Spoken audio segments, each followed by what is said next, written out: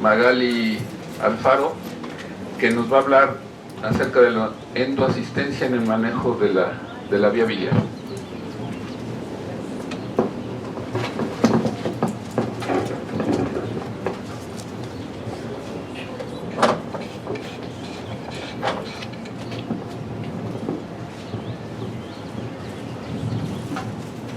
Adelante.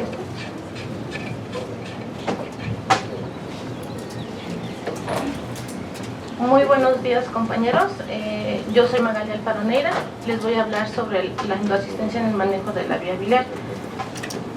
Para empezar, pues tenemos que saber qué es una CEPRE. La CEPRE es una colangiopancreatografía retrógrada endoscópica, que es una intervención mixta endoscópica y radiológica basada para tratar las enfermedades de los conductos biliares y pancreáticos. ¿En qué indicaciones se puede hacer una CEPRE? Pues las clasificamos en dos, en vía biliar y páncreas. En vía biliar pues tenemos la coledocolitiasis, colangitis aguda, estenosis biliar maligna y benigna y una fuga biliar. En páncreas tenemos la pancreatitis aguda. En estos casos no está tan indicada la CEPRE porque, como pues su nombre lo dice, es aguda, pero sí en la pancreatitis crónica, en la estenosis maligna o benigna del conducto pancreático. ¿Qué intervenciones hacemos como parte de enfermería previos al procedimiento? Pues checamos el estado general del paciente y controlamos el monitoreo de signos vitales. Verificamos que nuestro paciente haya tenido mínimo un ayuno de 8 horas. Las patologías de base que podría tener nuestro paciente, que es como la diabetes, la hipertensión, si es alérgico a algún medicamento o algún material o insumo que nosotros utilicemos durante el procedimiento. Si toma medicamentos de base, pues si los tomó previos al estudio, o si no, pues para estar prevenidos, y la colocación del supositorio de indometacina. ¿Qué cuidados de enfermería hacemos? Bueno, pues nosotros primero recibimos a nuestro paciente, corroboramos con una identificación oficial que sea él. Si trae algún historial clínico, pues analizarlo, pedirle laboratorios y radiologías, y pues muy importante que tengan la orden de la realización del estudio, que es la CEPRE. El personal de enfermería debe de verificar que nuestro paciente y sus familiares hayan llenado unos consentimientos informados que se les da al ingreso. Aquí se les explica los riesgos que tiene el procedimiento, cuáles son los beneficios del procedimiento, y también se les da un consentimiento de la anestesia, que es la sedación en estos casos. Y pues si está de acuerdo el paciente, nos regalarán firmas para que podamos realizar el estudio. Los cuidados pre-CEPRE, igualmente pues es la toma de signos vitales, que es como la temperatura, la frecuencia cardíaca, la presión arterial, la saturación. Ya que estamos en el área de rayos X, pues colocar a nuestro paciente en decúbito lateral izquierdo, comprobar que nuestro paciente haya sido previamente canalizado, que tenga una vía periférica permeable y que de preferencia sea en el lado derecho. ¿Por qué? Porque nuestro paciente, como ya lo habíamos mencionado, pues está de cúbito lateral izquierdo y pues es más fácil para el anestesiólogo manejarlo de esta manera. Aquí les puse una imagen. Vemos en la primera que el médico está interrogando al paciente y está corroborando que se le haya colocado el supositorio de indometacina. ¿Para qué es el supositorio de indometacina? Pues el supositorio de indometacina es un AINE, entonces para eso evitamos una pancreatitis. Durante el procedimiento, pues junto con el endoscopista, pues tenemos que ser muy cuidadosos durante el procedimiento, en que la guía no se nos vaya a canular a la vía pancreática o que inyectemos mucho medio de contraste hacia esta vía. ¿Por qué? Porque pues corremos riesgo a tener una pancreatitis. Después del procedimiento, en el área de recuperación, nuestro paciente tiene que estar bien hidratado igualmente. Esto es para prevenir una pancreatitis. El personal de enfermería a cargo del procedimiento, pues lo más importante antes del procedimiento es que sepan la indicación del estudio, porque sabiendo la indicación del estudio, sabemos nosotros como personal de enfermería y técnicos en endoscopia qué es lo que vamos a utilizar y tenemos que estar prevenidos con ello. Y pues tenemos que saber que es muy importante que sepamos que el estudio de CEPRE ya no se considera un estudio diagnóstico, sino siempre se considera un estudio terapéutico, ya que es un estudio que es invasivo para el paciente. Todos los equipos, tenemos que verificar que todos los equipos que vayamos a ocupar, en este caso el duodenoscopio, haya pasado por una desinfección de alto nivel y que los accesorios que vamos a ocupar sean estériles. Que tenemos que verificar también que estén en buen estado nuestros equipos y que tengamos las cantidades suficientes y también es muy importante que contemos con una unidad electroquirúrgica.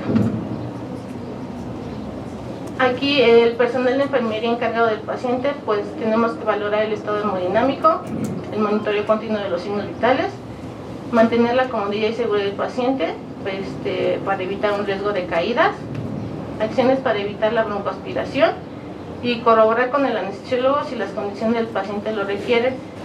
Nosotros también como personal de enfermería pues tenemos que proveerle al anestesiólogo todos los medicamentos e insumos que él necesite para llevar a cabo la realización de la sedación. Entonces tenemos que estar junto con el anestesiólogo y junto con el endoscopista. ¿Qué equipo vamos a utilizar? Pues como ya se los había mencionado, un duodenoscopio. Este duodenoscopio trae un canal de trabajo de 4.2 y un elevador. Tenemos que verificar que el elevador funcione correctamente, tener nuestra unidad electroquirúrgica y contar con rayos X. ¿Qué accesorios vamos a utilizar? Pues yo considero que tenemos que tener 3 de base que son los más importantes, que es el esfinterotomo, la guía hidrofílica y el banol extractor, pero pues dependiendo de la patología o el procedimiento que se le va a realizar, también tenemos que tener cuchillo de precorte, canastilla de dormia, medio de contraste, endoprótesis, balón dilatador.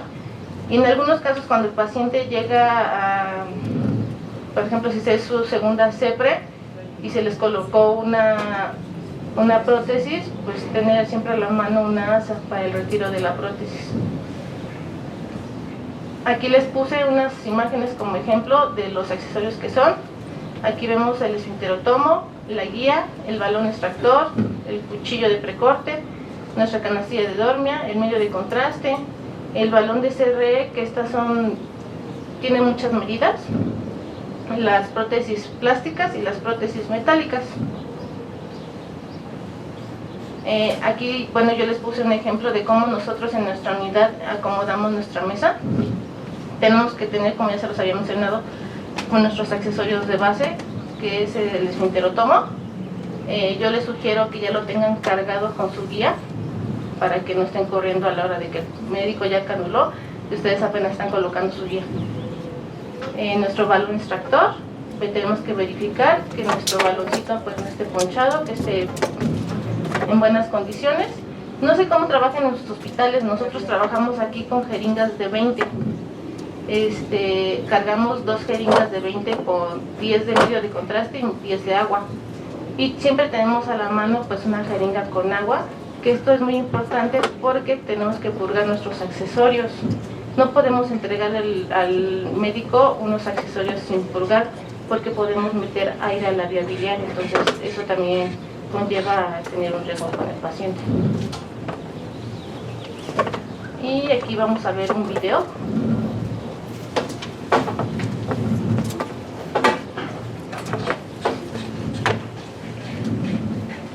Es un estudio realizado aquí. Aquí vemos que el médico pues ya visualizó la ámpula de váter y se procede a introducir el esfinterotomo, se intenta canular y se va pasando guía. Ya vimos que la guía ya pasó, con rayos X verificamos que nuestra guía esté en su lugar, empezamos a inyectar medio de contraste muy delicadamente y aquí vemos que nuestro paciente tiene una estenosis. Se determina colocar una prótesis por la estenosis del paciente. Entonces primero realizamos el un corte, se deja guía, sacamos un poco el esfinterotomo y hacemos corte. Ya que se haya realizado el corte, verificamos que todo esté en su lugar, que su guía esté hasta arriba. Y se coloca, aquí vemos que están colocando una prótesis metálica, plástica, perdón. Ya se ve que se va subiendo la guía, la prótesis. Nos apoyamos mucho con rayos X para verificar que nuestra prótesis se va yendo a su lugar. Aquí vamos viendo cómo va subiendo la prótesis. Y ya que esté la prótesis en su lugar, pues se libera. Aquí vemos cómo la van empujando.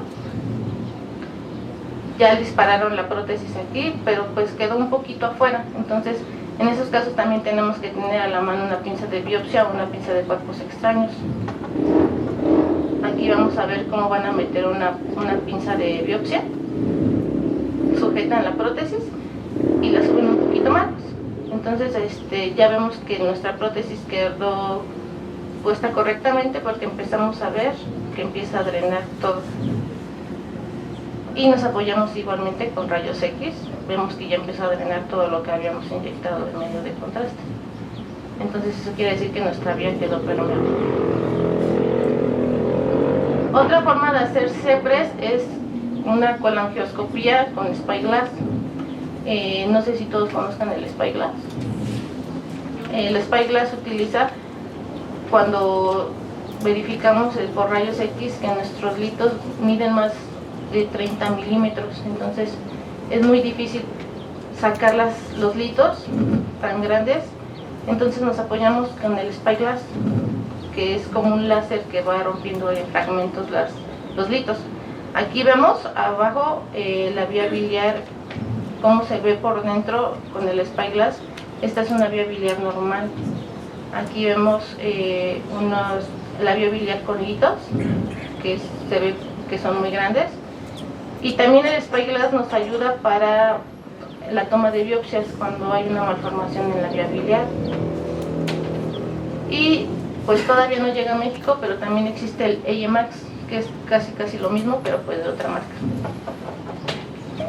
También nos apoyamos en el ultrasonido, se hacen CEPRES con ultrasonido.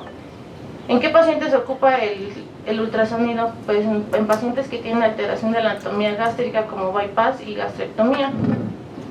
Esto nos facilita pues realizar el estudio correctamente.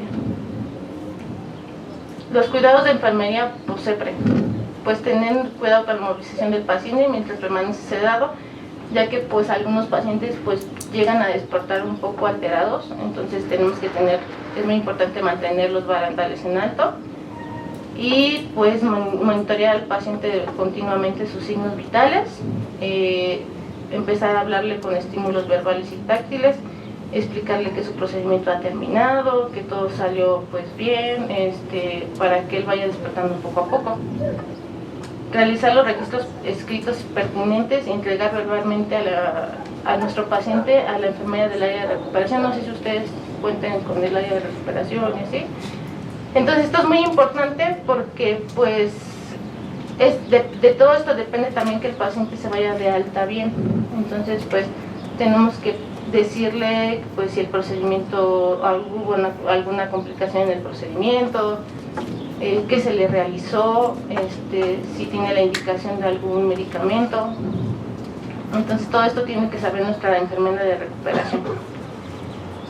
Tenemos que mantener la vía venosa permeable hasta el momento del alta. Esto es por si el paciente llega a tener algún dolor, pues se le pasa un antiinflamatorio o se le va a pasar algún antibiótico. Entonces pues tenemos que tener nuestra vía al 100.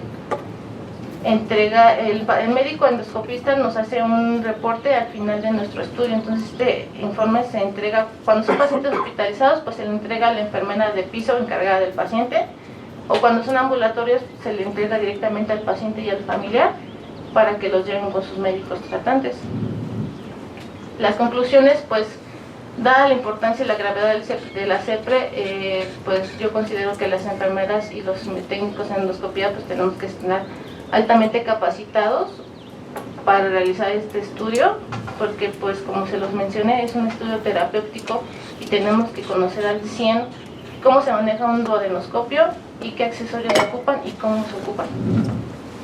Y pues esto va ligado a nuestra práctica ética de enfermería que todos tenemos. ¿Sí?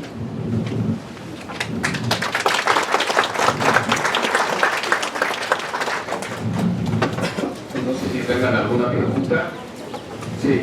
Hola, mi nombre es Carmen, vengo del estado de Morelos y mi duda es respecto al uso del medio de contraste. Comentaban que aquí lo usan si es de agua de irrigación o solución salina, ¿no? Agua inyectable. Agua inyectable y 10 de medio de contraste. O sea, ¿habría una diferencia o una recomendación que pudiera ser, por ejemplo, el medio de contraste sin diluir? ¿O qué ventajas y desventajas podría haber? Digo, aparte de la visión y que obviamente va diluido el medio de contraste.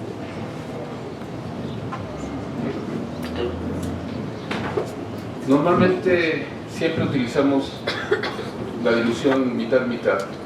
En algunas ocasiones, cuando ya hiciste la esfinterotomía o cuando sí pides mejor que te pasen el contraste sin diluir, porque entonces es más espeso y en algunos o con mayor concentración y es más fácil de seguir pintando en algunas ocasiones. Raras veces lo hacemos, pero en algunas ocasiones sí se debe utilizar. Pero en general es dilución 50-50. ¿Hay algunos médicos que te piden el medio de contraste sin diluir? Sí, O sea, era lo que yo iba a decir. Ajá, sí. Que también muchas veces es por preferencia del endoscopista de cómo maneja el medio de contraste. También depende si está muy gordito, si está Son muy varios bajito, factores, son varios factores, tiene sí. que aventar directo porque no sabe, ¿no? Y la otra, el equipo de fluoroscopía que tengas. Tiene menos potencia un arco en C que si te metes a la sala de fluoroscopía. Entonces, aquí normalmente todos los procedimientos los metemos a sala de fluoroscopía, no usamos arco en C. La foto que vieron era en la sala de hemodinamia, sí es en un arco en C, pero de hemodinamia, ahí ves hasta lo que no te imaginas.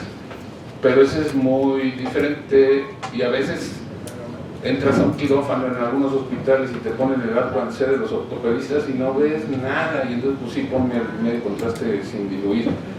Hay muchos factores para eso. No le tocaba a Magali, pero yo sí quiero decir cómo entran ustedes a la sala de fluoroscopía de protección personal. Bueno, pues tenemos que tener nuestro chaleco, nuestro collarín, tenemos que tener también gogles, y nuestro dosímetro. ¿Sí? Si no lo tienen en su hospital, así de que no, ni siquiera les han pelado que tengan el dosímetro, no exíjanlos, así como lo que habíamos platicado, no, pues sí que les pongan su dosímetro, ¿no? Porque eso sí está inclusive regulado, de que tenemos que tener el dosímetro y que nos descansen el tiempo de exposición, etcétera, etcétera. Pero bueno, esa es una de las partes. ¿Alguna otra pregunta, duda? Sí. Nada más como de los tiempos de laboratorio, nosotros le damos mucha importancia a los tiempos de coagulación y a las plaquetas antes de entrar a CEPRE. Y por ejemplo, si es una papila de difícil acceso y fuera una vía pancreática, hay médicos que al primer intento, al segundo intento, indican la hiperhidratación saliendo del paciente de CEPRE. Ok. En las guías hay dos posibilidades: o le pones una prótesis pancreática y probablemente tenga menos riesgo el paciente que lo sobrehidrates, porque si es una viejita de 95 años tampoco no la puedes sobrehidratar, te tienes que ir con mucho cuidado. De preferencia sí ponemos el supositorio de indometacina como norma. Aquí en la unidad ya lo tenemos como norma, siempre se le pone al paciente. Otra de las diferencias es que a veces el paciente viene ambulatorio, ni siquiera está hospitalizado. Igual pasa en el Juárez o en el General, que ahí ya la norma era el paciente tiene que estar hospitalizado y no, muchas otras veces un paciente que acude a CEPRE es porque no está hospitalizado. Aquí sí, aquí como hacemos el movimiento de los pacientes hospitalizados. Pero la pregunta es, ¿por qué se le pone el supositorio de indometacina? Específicamente para evitar el riesgo de pancreatitis. Y hay unos pacientes que nada más de verle la papila, sin tocarla y sin nada, les da pancreatitis. Entonces, siempre es el riesgo, por eso hay que ponerles el supositorio de indometacina. Pero, ¿cuál es el tiempo para poner la indometacina ideal? ¿En cuánto tiempo? 30 minutos antes de que pase a la sala, 15 minutos antes de que pase a la sala. Entre 30 y 15 minutos. Ajá. Ya en la sala, si se te olvidó, pues es mejor ponérselo que no ponérselo. Eso también la realidad que alguno, oye, ¿te acordaste de poner el supositorio? No, no quiso, no, pues va ya dormido, pues se lo pone. Ya no reclama. Creo que este es uno de los puntos más importantes que podemos tener como asistentes en la endoscopía cuando nos metemos a hacer. Primero, porque nos tenemos que cuidar de nosotros mismos, que es el punto importante. Segundo, saber cómo le vamos a asistir al endoscopista. Y cada endoscopista, se los juro, tiene sus mañas, no todos son iguales. O sea, prácticamente cambian mucho las conductas y las prácticas. Hay gente que a los 2 intentos de no canular ya hizo un corte con cuchillo de recorte. Tenemos que estar alineados. Pero la parte que sí, si ustedes empiezan a ver ya la colangiografía, pueden adelantarse a las indicaciones que les va a dar el endoscopista, porque si ustedes ven una estenosis, ¿qué piensan? Y lo más seguro es que si es estenosis, a lo mejor me pide un cepillo para cepillarlo porque no sabemos si es benigna o maligna. Y 2, seguro va a necesitar prótesis. Ustedes se van a adelantar a esos momentos. Acabo de oír al doctor Rayman, que es una autoridad, tiene mucha experiencia, él es mexicano, pero trabaja en Houston, y nunca lo había oído decir que los 5 primeros minutos ya de que empezaron a manejar las imágenes, él ya en 5 minutos ya sabe todo lo que le va a hacer, y es como alguien que tiene enfermedad de Crohn, que es una enfermedad intestinal, etcétera, etcétera, y que empezábamos antes por lo más básico para irnos a lo más profundo, que son tratamientos biológicos, y ahora la pirámide está invertida. Ahora empezamos con tratamientos biológicos y terminan con lo menos agresivo. Igual nos hizo esa similitud de cambiar la forma de abordar al paciente. Si yo ya veo una piedra grandota, yo ya no le meto la canastilla de dormia, porque lo más seguro es que tenga un accidente con la canastilla de dormia, se me quede atorada y ese paciente no. ¿Sabes qué? No, primero pásame el Spyglass y de una vez le rompo la prótesis. Va a ser costo-beneficio más rápido, más barato, más eficiente y con menos riesgo para el paciente. Entonces, me gustó mucho y eso se los quiero también transmitir, porque aunque suene muy caro tener una Spyglass, convertimos o cambiamos esto, y al paciente probablemente, después de haberle probado roto 3 canastillas, se quedó una atorada, finalmente va a salir más caro que si yo hubiera introducido en primera instancia un Spyglass y le rompo la piedra y le resolví el problema al paciente. Entonces, me gustó, no es mi concepto, pero se los transmito a ustedes porque sí me gustó esa parte de la colangio. ¿Sí? ¿Alguna otra pregunta? Hola, mi nombre es Jessica. Una pregunta. ¿La posición adecuada para el paciente es de cúbito lateral? Esa también es a gusto del endoscopista. Sí, lo puedes poner en el cúbito ventral. No les gusta mucho a los anestesiólogos porque ventila menos el paciente. Fluoroscópicamente te deja visualizar mejor la vía biliar, sí, en esa posición, pero el paciente sí se le dificulta un poquito la ventilación. Y la mayoría, pues el 80% a lo mejor, sí lo hacen del cúbito lateral izquierdo. Pero dormidito el paciente, pues igual. Y con el arco en C, pues puedes modificar un poco de imagen, darle medio vuelta ahí al paciente, moverlo y que te deje ver la vía biliar. ¿Alguien más? Pues le agradecemos a Magali.